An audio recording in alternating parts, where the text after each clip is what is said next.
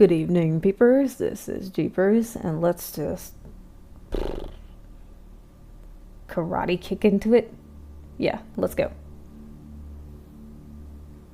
The Streetlight. My neighborhood is just like any other.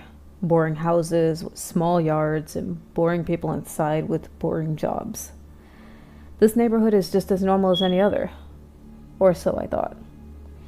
When I first moved into my house, I noticed something strange.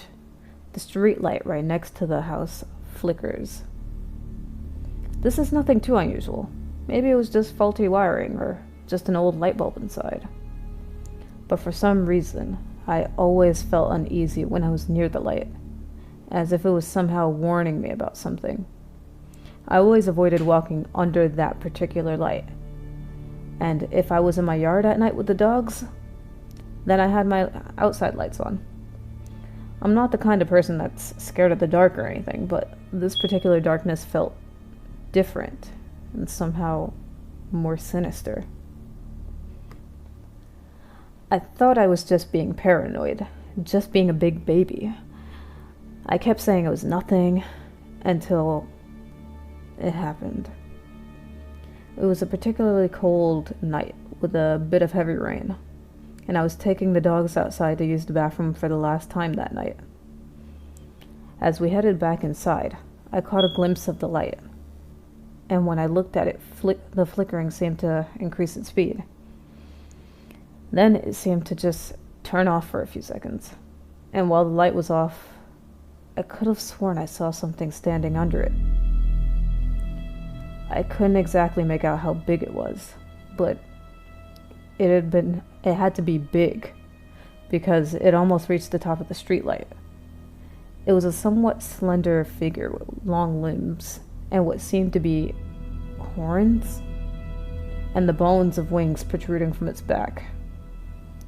I know for a fact I saw it, but then the light came back on and it was gone. Must have just been my imagination, I thought as I closed my door and locked up the house. I quickly forgot about the incident and got comfortable in my room. My dogs were sleeping soundly in their beds, and all was quiet outside, aside from the sound of the pouring rain. From my bedroom window, I could still see the flickering, and occasionally it would just turn off. I thought nothing of it and started getting ready for bed. That's when suddenly outside I heard a dragging sound,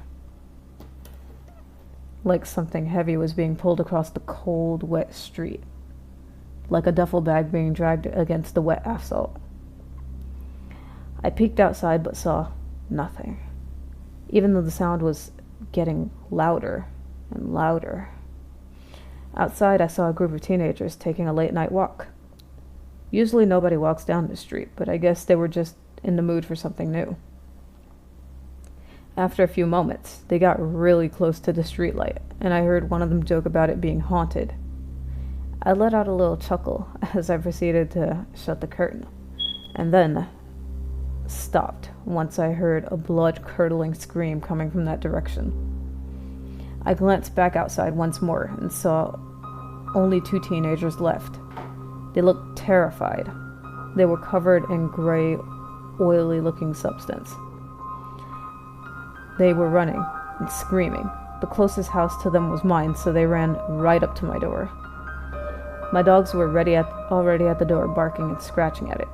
They've never been so energetic for me to open the door, but I assumed that was because they were worried about the teenagers screaming on the other side.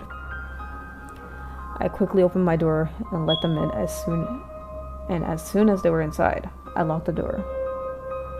Then they barricaded the door and the windows with anything they could find.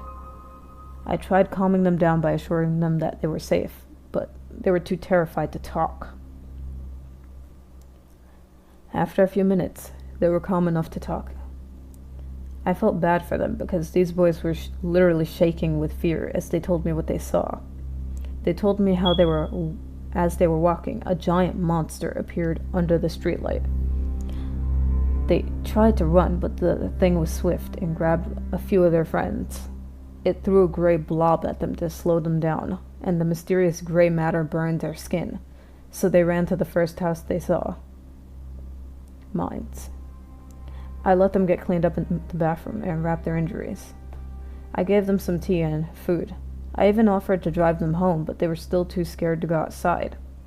So I let them stay the night, since it was getting late anyways. It took them a while to fall asleep, but eventually they did.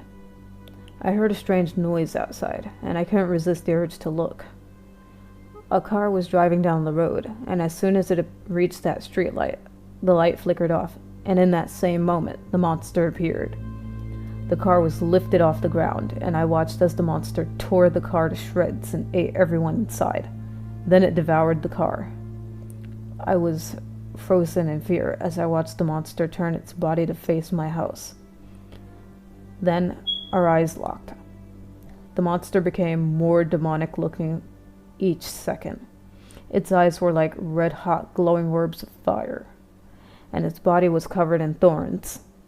Its thorns twisted and bent towards each other, and its body seemed to drip with a gray substance. Its figure seemed to tower over me. The more I looked at it, the closer it seemed to get. It stopped moving once it was right in front of my house. The lumbering monstrosity then hunched down to my window, and it started to laugh. As it laughed, the same substance that was on the kids earlier started leaking from its eyes and mouth. The gray matter pooled onto the floor and seeped into the walls of my house.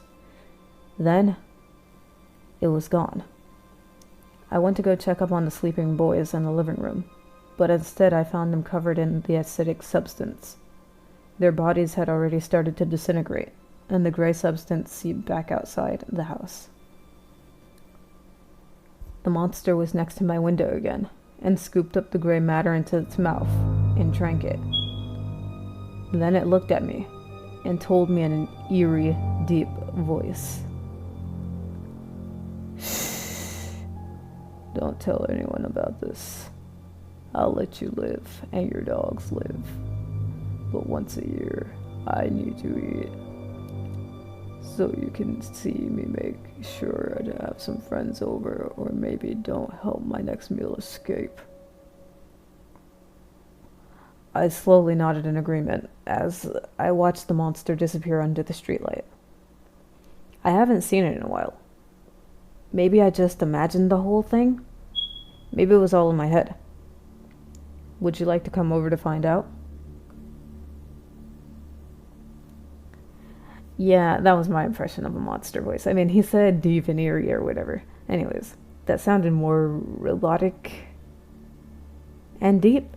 Anyways, I have no ideas, no thoughts on the story, but if you liked the spooky tale, please nudge the like button in the ribcage with your elbow very fucking hard.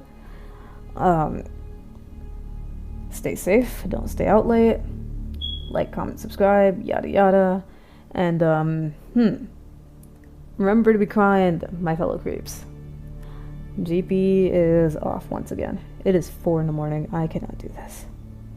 Oh yeah, stitching this on the end of that video. Happy Spookyween, creeps.